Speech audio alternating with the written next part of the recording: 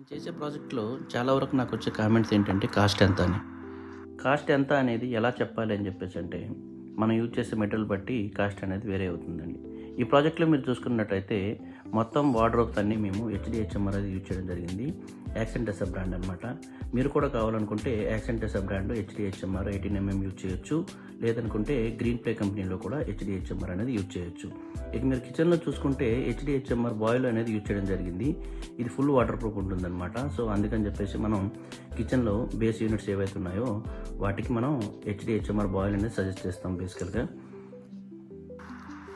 మీరు ఇక్కడ చూసుకున్నట్టయితే ప్రతి ప్రాజెక్ట్లో నేను హెచ్‌డిహెచ్‌ఎంఆర్‌ని ఎందుకు రిఫర్ చేస్తాననేసి అంటే, లామినేట్స్ అనేవి దీనిపైన సరిగ్గా పేస్టింగ్ అనేవి అవుతాయి అన్నమాట. అట్ ద సేమ్ టైము మీకు ఏ ఏరియాలో కావాలంటే ఆ ఏరియాలో పీయూ పెయింట్ కానీ డెకో పెయింట్ కానీ దీనిపైన చేసుకోవచ్చు. చాలా అందంగా కనిపిస్తుంది. మీరు ఎండిఎఫ్ యూజ్ చేసి దానిపైన పీయూ పెయింట్ కానీ డెకో పెయింట్ కానీ చేస్తే అంత ఫినిషింగ్ రాదనమాట. సో ఇన్స్టెడ్ ఆఫ్ ఎండిఎఫ్ మీరు హెచ్‌డిహెచ్‌ఎంఆర్‌ని యూజ్ చేయండి. ఇలా చేయడం వల్ల చాలా మంచి లుక్ అనేది రావడం అయితే జరుగుతుంది. చేసే ప్రతి ప్రాజెక్ట్లో బెడ్ బ్యాక్ ప్యానల్ అనేది కామన్ అనమాట. బెడ్ బ్యాక్ సైడ్ ఏదైతే డిజైన్ ఉంటుందో ఆ డిజైన్ కంప్లీట్గా మనం హెచ్‌డిహెచ్‌ఎంఆర్‌తో తీసుకోవడం అయితే జరుగుతుంది. మీకు కనుక ఈ వీడియో నచ్చినట్లయితే లైక్